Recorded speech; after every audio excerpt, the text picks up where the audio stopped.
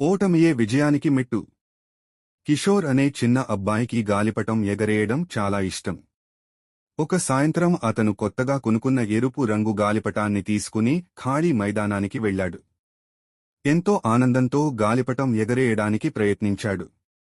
కాని అది మళ్లీ మళ్లీ నేలపై పడిపోయింది. కిషోర్ మనసు బాధతో నిండిపోయింది. నేను చేయలేనేమో అని నిరాశగా అనుకున్నాడు. అది చూసిన అతని తాత దగ్గరకు వచ్చి ప్రేమగా, కిషోర్, ఓటమి భయపడాల్సినది కాదు. మళ్లీ ప్రయత్నించు అని చెప్పారు. ఆ మాటలు కిషోర్కు ధైర్యం ఇచ్చాయి. మరుసటి రోజు కిషోర్ మళ్లీ సాధన మొదలుపెట్టాడు. గాలి దిశను గమనించాడు.